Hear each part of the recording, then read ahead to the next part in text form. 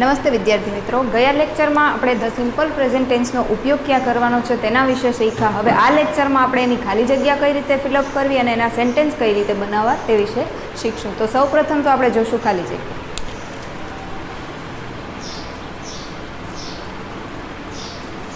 હવે ખાલી જગ્યા પૂરવા માટે આપણે નિયમ યાદ કરવા પડશે કે આપણે કયા નિયમ શીખ્યા હતા. તો આપણે V5નો ઉપયોગ કરતા શીખ્યા હતા. V એટલે વર્બ થાય, જેને આપણે કહીએ છીએ ક્રિયાપદ. હવે વર્બના આપણે 5 રૂપ જોયા હતા: V1, V2, V3, V4 અને V5. બરાબર. તો પેલું જે V1 છે એમાં મૂળ રૂપ આવશે ટુ ટેક. પછી V2 છે એમાં ભૂતકાળનું રૂપ આવશે ટુક. V3 છે એમાં ભૂતકૃદંત આવશે ટેકન. V4 છે એમાં ING ફોર્મ આવશે. અને V5 છે એમાં આપણે જે ધ સિમ્પલ પ્રેઝન્ટ ટેન્સમાં ઉપયોગ કરવાનો છે એ 2 રૂપો આવશે. એક તો મૂળ રૂપ અને ક્રિયાપદનું SKES વાળું રૂપ. હવે ખાલી જગ્યા પૂરતી વખતે આપણે આ 2 રૂપમાંથી ગમે તે એક રૂપનો ઉપયોગ કરવાનો છે. તો એના માટે આપણે ખ્યાલ હોવો જોઈએ કે આ બંને રૂપ છે એનો ઉપયોગ ક્યાં થાય. તો તેમાં આપણે જોયું છે જે ટેબલ છે એમાં કર્તા તરીકે આપણે આ ટેબલ જોયું હતું. અને ટેબલમાં જે કર્તા હોય એ કર્તા પ્રમાણે આપણે રૂપનો ઉપયોગ કરવાનો છે, જેમાં એકવચન અને બહુવચન હતું.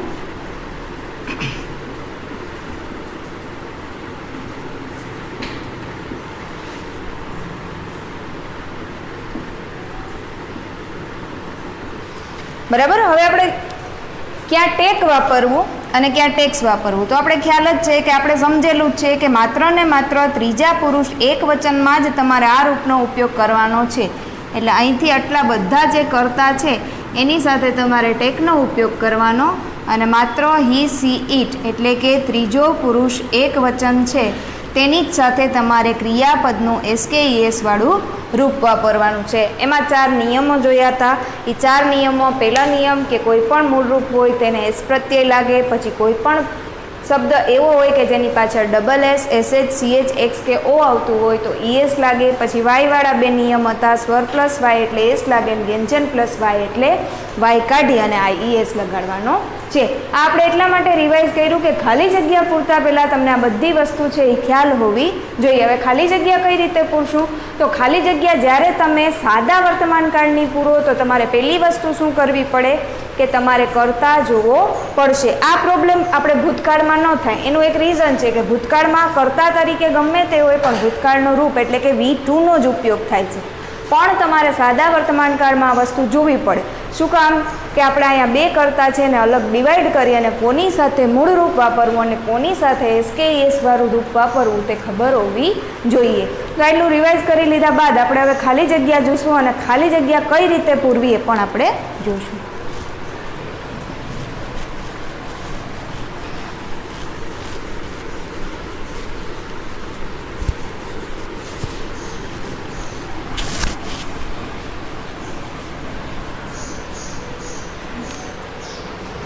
ખાલી જગ્યામાં આપણે પહેલાં થોડીક ખાલી જગ્યા લખી લઈશું.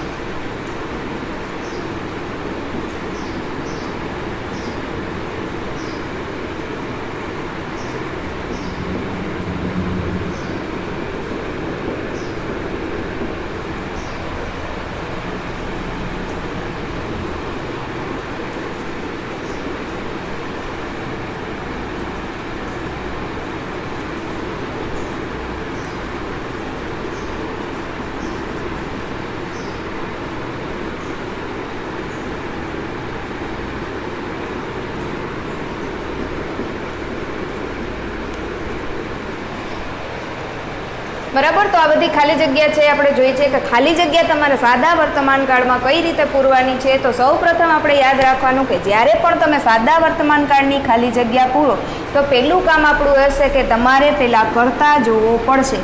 કારણ કે અહીંયા આપણે V5ના બે રૂપનો ઉપયોગ કરવાનો છે. એક છે મૂળ રૂપ અને બીજું છે SKES વાળું રૂપ. તો આ બે રૂપમાંથી આપણે કયું યોગ્ય રૂપ વાપરવું, તો એના માટે પહેલી વસ્તુ એ છે કે તમારે પહેલાં કરતા જોવો પડશે. કારણ કે આ SKES વાળું રૂપ છે એને માત્ર તમારે ત્રીજા પુરુષ એક વચનમાં જ વાપરવાનું છે. એટલે કરવાનું શું થશે કે પહેલાં જ્યારે તમે સાદા વર્તમાન કાળની ખાલી જગ્યા પૂરો ત્યારે કરતા જોઈ પછી જ નિયમ લાગુ પડવાનો છે. કારણ કે SKESના નિયમ માત્ર ત્રીજા પુરુષ એક વચનમાં જ લાગુ પડશે. તો પહેલી ખાલી જગ્યા જોઈ લઈએ. તો સૌ પ્રથમ આપણું કામ શું છે કે અહીંયા કરતા તરીકે આય આપેલું છે. હવે આય આપેલું છે પણ આપણે ઈ નહીં જોઈએ ને આ શબ્દ જોશું તો આપણે શું કરશું કે અહીંયા વાય વાળો નિયમ લાગુ પાડશું. એટલે આ ખાલી જગ્યા તમે કદાચ આ રીતે પૂરો કરતા જોયા વગર તમે શું કરશો કે અહીંયા સ્વર પ્લસ વાય છે એટલે એસ મૂકી દેશો. પણ આવું થશે નહીં કારણ કે આ ખાલી જગ્યા ખોટી પડે. એનું એક રીઝન છે કે આપણે ક્યાં વાપરવાનું છે SKES વાળું રૂપ ત્રીજા પુરુષ એક વચનમાં. અને અહીંયા આપેલો છે આય જેનો સમાવેશ કેમાં થાય છે પહેલા પુરુષ એક વચનમાં. એટલે અહીંયા શું આવશે પ્લેનું પ્લે જ રહેશે, કંઈ SKES લાગશે નહીં. એટલે ખાલી જગ્યા પૂરીએ ત્યારે ખાસ ધ્યાન રાખવાનું કે કરતા તરીકે કયો શબ્દ છે. પછી નેક્સ્ટ ખાલી જગ્યા જોઈએ એટલે પહેલી ખાલી જગ્યામાં શું આવશે મૂળરૂપ. પછી બીજી ખાલી જગ્યામાં તમે જોઈ શકો છો કે અહીંયા નામ છે. હવે નામ હોય ત્યારે પણ એક વસ્તુનું ધ્યાન રાખવાનું કે નામ એક જ છે કે બે છે. તો અહીં તમે જોઈ શકો છો કે નામ કેટલા છે, એક જ નામ છે. એક જ નામ મોહન નામ છે એટલે આવે હી, અને હીનો સમાવેશ ક્યાં થાય છે ત્રીજા પુરુષ એક વચનમાં. હવે અહીંયા કરતા જોઈ લીધું, ત્રીજો પુરુષ એક વચન જોઈ લીધું એટલે હવે આપણે શબ્દ જોવો પડશે. હવે આ શબ્દ જોઉં તો એ શબ્દમાં તમારે કયો નિયમ લાગુ પાડવો, તો જેમ મેં કીધું એમ પહેલો નિયમ લાગુ પાડવાનો નથી. પહેલાં કયો નિયમ લાગુ પાડવાનો છે બીજો. તો બીજો નિયમ શું છે SSCHCHXKO. તો અહીંયા સ્પેલિંગનો અંત એનાથી થતો નથી અને સ્પેલિંગ જોઉં તો વાય પણ આવતો નથી એટલે વાયવાળા બે નિયમ લાગુ પડતા નથી. જ્યારે ત્રણેય નિયમ લાગુ ન પડે ત્યારે એઝ યુઝ્યુઅલ એસ વાળો નિયમ લાગુ પડશે. પણ શું કામ તમારે શું કરવું પડશે કે પહેલાં ખાસ કરતા જોવો પડશે. કરતા જોઈ લીધા બાદ જ તમારે ચારે ચાર નિયમ છે એને લાગુ પાડવાના, નકર જરૂર રહેતી નથી, નહીતર તો મૂળ રૂપ જ આવશે. બરાબર. એના પછીની ખાલી જગ્યા જોઈએ તો અહીંયા વી આપેલું છે. હવે વી છે એનો સમાવેશ ક્યાં થાય છે પહેલા પુરુષ બહુવચનમાં. એટલે અહીંયા પણ નિયમ નહીં આવે, ગોનું ગો જ રહેશે. એના પછી નેક્સ્ટ અહીંયા સ્ટુડન્ટ્સ આપેલું છે. શબ્દ આખો વાંચવાનો. ખાલી સ્ટુડન્ટ હોત તો નિયમ લાગુ પડત, પણ આપણે સ્ટુડન્ટ્સ આપેલું છે એટલે આ કેમાં છે બહુવચનમાં છે. આનો સમાવેશ થાય સ્ટુડન્ટ છે એને તમે શોર્ટમાં દર્શાવો તો ધ્યેય લખશો અને ધ્યેય છે એ કેમાં આવે ત્રીજા પુરુષ બહુવચનમાં. એટલે અહીંયા પણ મૂળ રૂપ જ આવશે એટલે રીડનું રીડ જ રહેશે. એના પછી નેક્સ્ટ કવિતા. અહીંયા પણ એક જ નામ છે, બે નામ આપેલા નથી. કવિતા છે એ કેનું નામ છે છોકરીનું એટલે સી આવશે અને સીનો સમાવેશ ત્રીજા પુરુષ એક વચનમાં થશે. હવે પછી શબ્દ જોઈએ તો શબ્દમાં તમને ખ્યાલ જ છે કે સ્પેલિંગનો અંત કેનાથી થાય એટલે આપણે ખબર પડી જાય કે અહીંયા પહેલો નિયમ લાગુ પડશે એટલે અહીંયા આવશે સિંગ્સ. એના પછી નેક્સ્ટ ચિલ્ડ્રન લખેલું છે. ચિલ્ડ્રન એટલે આની સ્ટુડન્ટ્સની જેમ જ, કારણ કે ચિલ્ડ્રન છે એ કેનું બહુવચન છે ચાઇલ્ડનું બહુવચન ચિલ્ડ્રન છે. તમને ખાલી ચાઇલ્ડ આપેલું હોય તો તમારે નિયમ લાગુ પાડવાની જરૂર છે, પણ ચિલ્ડ્રન આપેલું છે એટલે આપણે અહીંયા મૂળ રૂપ જ આવશે. કારણ કે ઘણીવાર આપણે શું કરીએ છીએ કે આગળનો કરતા નથી જોતા અને કરતા ન જોવાને લીધે આપણે શું કરીએ અહીંયા નિયમ લાગુ પાડીએ. આપણે એ ખાલી જગ્યામાં શું કરી નાખીએ છીએ વાય કાઢીને એની જગ્યાએ આઈએસ. અહીંયા ગો આપેલું છે તો બીજો નિયમ લાગુ પાડી દેશો, પણ એ ખાલી જગ્યા ખોટી પડશે. શું કામ? કારણ કે અહીં કરતા તરીકે ત્રીજો પુરુષ એક વચન નથી. ખાલી જગ્યા જ્યારે પૂરો ત્યારે બે વસ્તુનું ધ્યાન રાખવાનું છે અને આ રીતે આપણે ખાલી જગ્યા પૂરવાની છે. પછી નેક્સ્ટ આપણો ટોપિક છે સેન્ટેન્સ કઈ રીતે બનાવવા.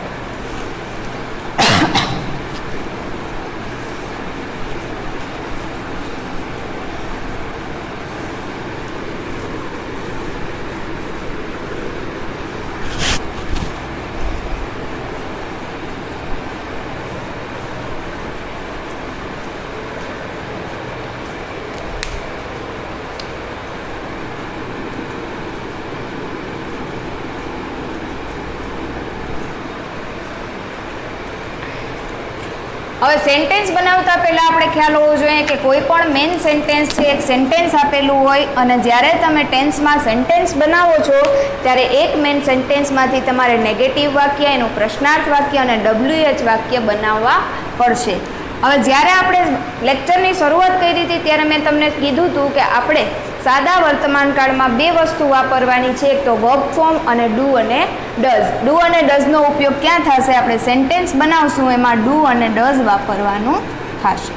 તો સૌ પ્રથમ તો આપણે બેઝિક શીખી લઈએ કે સેન્ટેન્સ તમારે કઈ રીતે બનાવવા.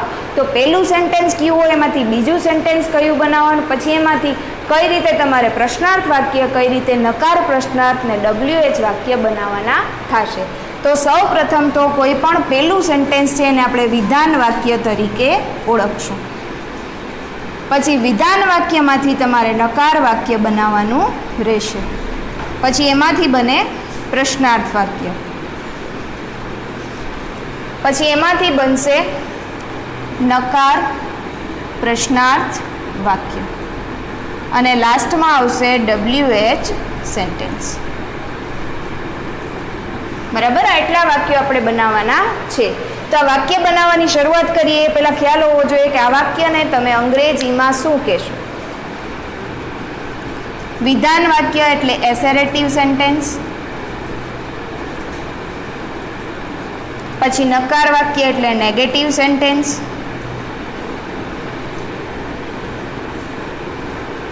પ્રશ્નાર્થ વાક્ય એટલે ઇન્ટેરોગેટિવ સેન્ટેન્સ,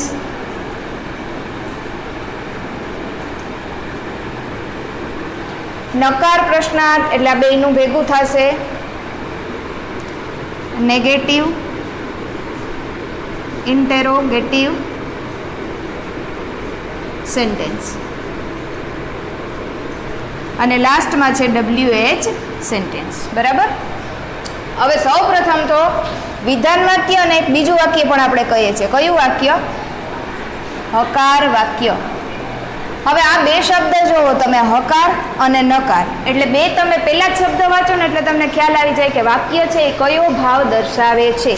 હકાર વાક્ય એટલે કે જે વસ્તુની હકારાત્મકતા સૂચવતું હોય, એટલે એ સેન્ટેન્સ કેવું થશે? પોઝિટિવ. અને નકાર વાક્ય એટલે કે ના પાડતું કોઈ પણ સેન્ટેન્સ કે જે નેગેટિવ ફોર્મ દર્શાવતું હશે. હવે આ બે વચ્ચેનો ડિફરન્સ શું? કોને વિધાન વાક્ય કહેવાય, કોને હકાર વાક્ય કહેવાય?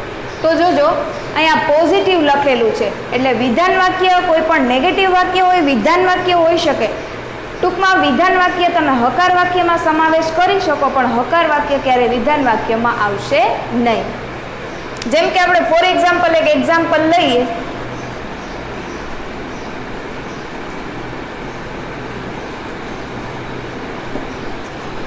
અને અહીંયા પણ એ જ સેન્ટેન્સ લઈએ. બરાબર, તો આ જે વાક્ય છે એને તમે અહીં લઈ જઈ શકો છો, પણ આ વિધાન વાક્ય છે એને તમે હકાર વાક્યમાં નહીં લઈ જઈ શકો. એનું એક કારણ છે કે હકાર વાક્ય છે એ હંમેશા પોઝિટિવ ભાવ જ દર્શાવે છે. જેમ વિધાન વાક્યને એસેરેટિવ સેન્ટેન્સ કહેવાય, એમાં હકાર વાક્યને અફિર્મેટિવ સેન્ટેન્સ કહેવાય, અને બીજું એને પોઝિટિવ સેન્ટેન્સ પણ કહેવાય. બરાબર, ઇન શોર્ટ ટૂંકમાં તમારે શું યાદ રાખવાનું કે હકાર વાક્ય છે એ વિધાન વાક્ય હોઈ શકે પણ વિધાન વાક્ય છે એ હકાર વાક્ય હોઈ શકે નહીં. બરાબર, હવે આપણે વાક્ય બનાવતા શીખશું કે કઈ રીતે વાક્ય તમારે બનાવવું.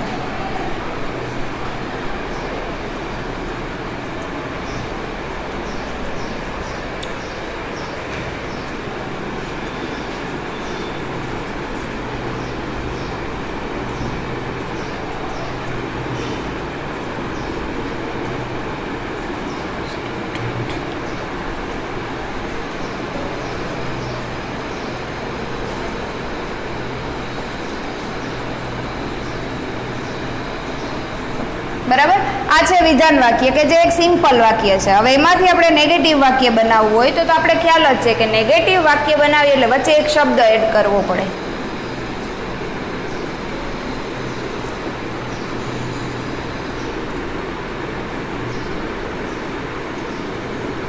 બરાબર, વચ્ચે કયો શબ્દ એડ થયો? નોટ. હવે આ વાક્ય છે એને આપણે બીજી રીતે પણ લખી શકીએ. ઇઝ નોટ છે ને આપણે ભેગું કરી નાખીએ ઇઝન્ટ. હવે એના પછી આવશે પ્રશ્નાર્થ વાક્ય. તો પ્રશ્નાર્થ વાક્ય કઈ રીતે બનાવીએ? તો કે ક્રિયાપદનું જે રૂપ હોય, આમાં ક્રિયાપદનું રૂપ કયું છે? Am is R. આપણે જ્યારે ટેન્સની શરૂઆત કરી હતી ત્યારે આપણે શીખ્યું હતું કે ક્રિયાપદના બે રૂપ હોય. કયા? એક તો મુખ્ય ક્રિયાપદ અને બીજું સહાયકારક ક્રિયાપદ.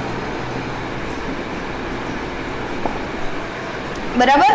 હવે પ્રશ્નાર્થ વાક્ય છે તો આપણે કઈ રીતે બનાવશું? કે આપણે પ્રશ્ન પૂછવાનો છે, એટલે એમાં શું કરવું પડશે? તમારે કર્તા અને ક્રિયાપદની જગ્યા ચેન્જ કરવી પડશે.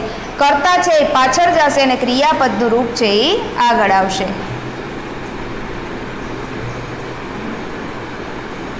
અને પ્રશ્નાર્થ વાક્ય છે એટલે છેલ્લે એક નિશાની આવશે પ્રશ્નાર્થ ચિહ્નની. હવે આ વાક્ય આપણે લખીએ. આને નેગેટિવમાં કઈ રીતે ફેરવવું? કારણ કે નકાર અને પ્રશ્નાર્થ બંને વાક્ય આપણે સાથે બનાવવાના છે. તો કઈ રીતે બનાવશું?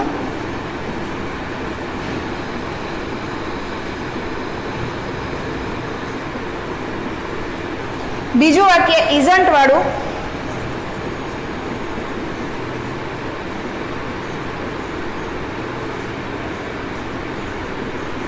હવે બે વચ્ચે ડિફરન્સ શું થયું? તો અહીંયા તમે જોઈ શકો છો કે અહીંયા પહેલાં ઇઝ લખ્યું, વચ્ચે કવિતા લખ્યું અને નોટ છે એ અહીંયા લખ્યું. હવે અહીંયા શું કર્યું? આ બંને સાથે લખ્યું.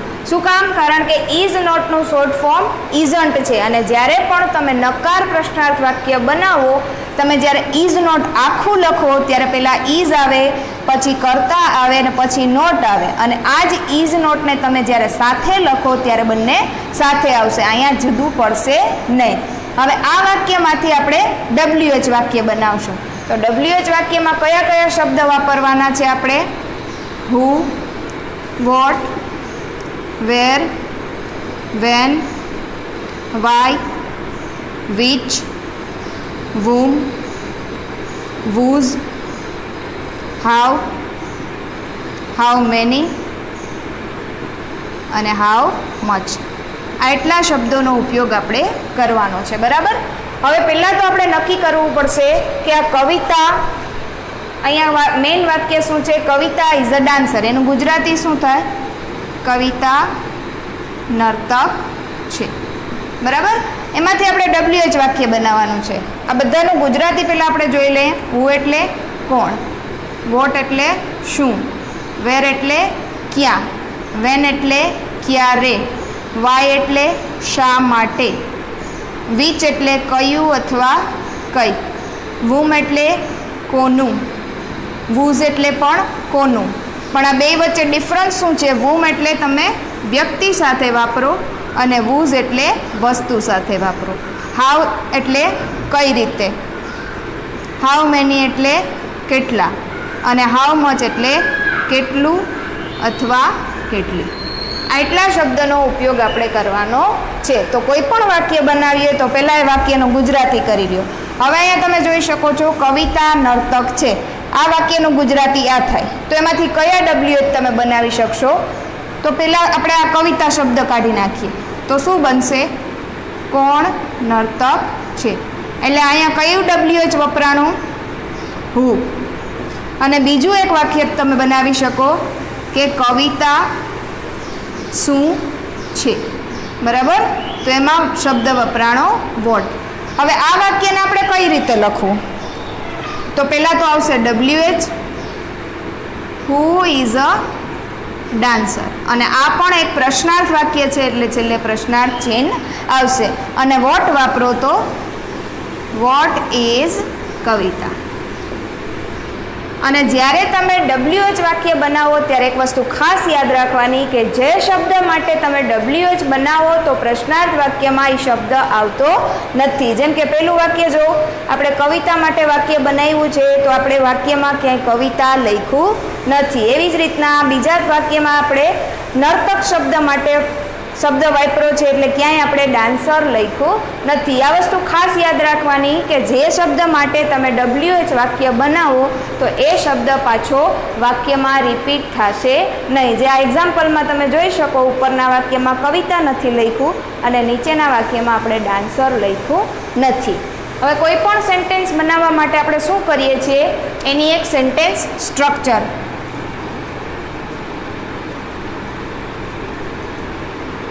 એટલે કે વાક્ય રચના.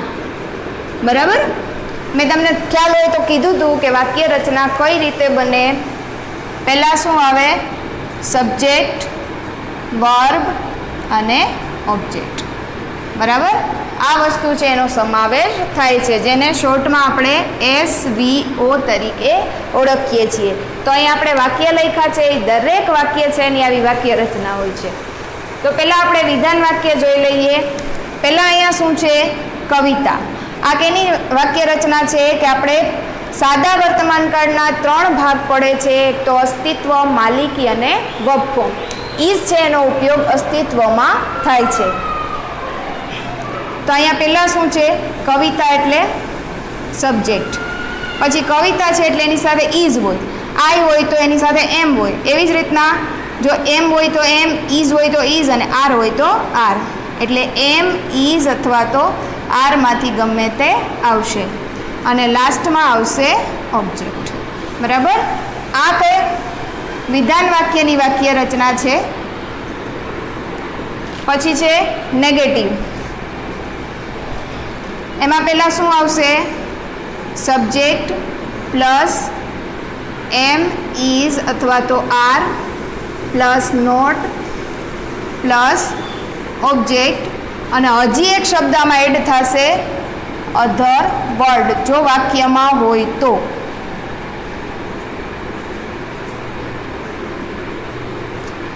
આ કેની વાક્ય રચના છે?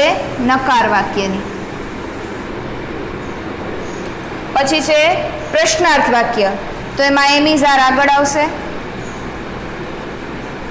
Plus subject plus object plus other word plus question mark. કારણ કે પ્રશ્નાર્થ વાક્ય છે એટલે ક્વેશ્ચન માર્ક તમે ન મૂકો તો એ વાક્ય તમારું ખોટું પડશે. હવે નકાર વાક્યમાં આપણે 2 વાક્ય રચના છે. કઈ છે? તો કે આ ઇઝ નોટ વાળું ભેગું છે એટલે એ અહીં શોર્ટ ફોર્મમાં આવી જશે અને એ જ વસ્તુને તમે નકાર પ્રશ્નાર્થમાં ફેરવો ત્યારે અહીંયા શોર્ટ ફોર્મ આવી જશે.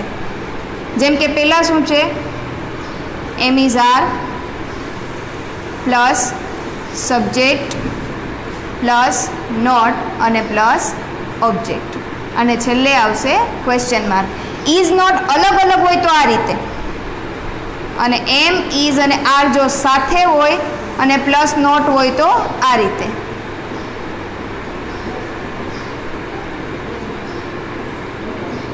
બરાબર, અત્યારે આ ખાલી તમને વાક્યની નીચે વાક્ય રચના લખાવું છું, પણ આ વાક્ય રચના હું તમને અલગથી લખાવીશ કારણ કે આમાં બરાબર દેખાશે નહીં.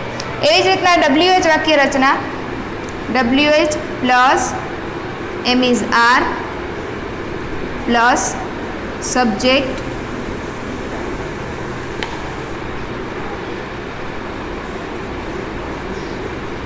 Plus object plus other word. અહીંયા આપણે ઓબ્જેક્ટ શું કામ લખ્યું? કારણ કે આપણે ખ્યાલ નથી કે આપણે કયા WHનો ઉપયોગ કરવાનો છે અને આ WH જ્યારે હું વાળું હશે ત્યારે વચ્ચે સબ્જેક્ટ આવશે નહીં. તો આખી વાક્ય રચના છે એને આપણે એક પેરમાં જોઈ લઈએ.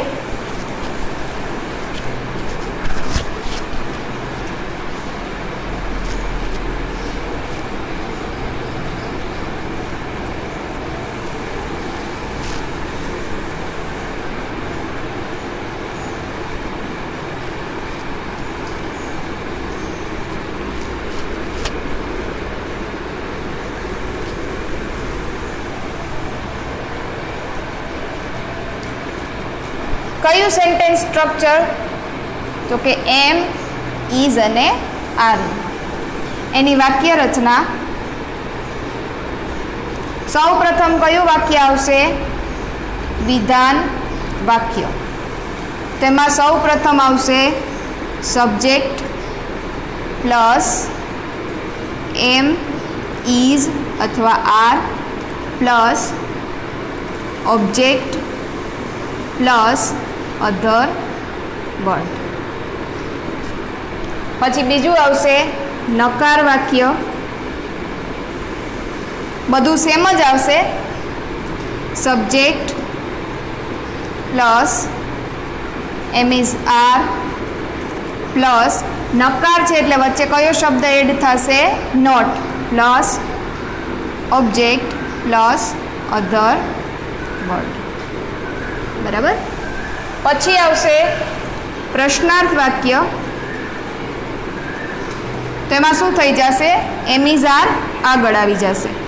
એમ is are plus subject plus object plus other word અને છેલ્લે એક નિશાની એડ થશે પ્રશ્નાર્થ ચિહ્ન. હવે આવશે નકાર પ્રશ્નાર્થ.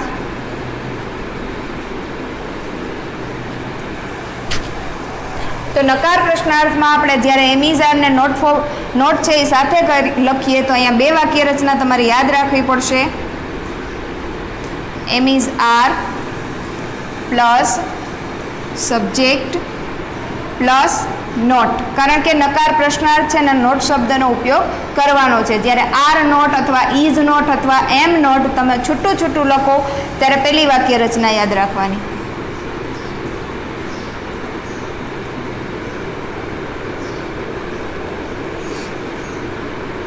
અને જ્યારે એ જ વસ્તુ આપણે સાથે લખીએ એટલે કે amn't, isn't, aren't plus subject plus object plus other word અને લાસ્ટમાં આવશે ક્વેશ્ચન માર્ક.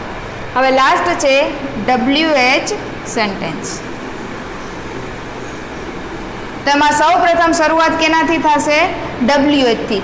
જો હુ વાળું વાક્ય હશે તો તમારે શું કરવાનું? હુ પ્લસ એમ ઇઝ આર. હુ છે એમાં સબ્જેક્ટ આવી ગયું એટલે સબ્જેક્ટ પાછું આવશે નહીં.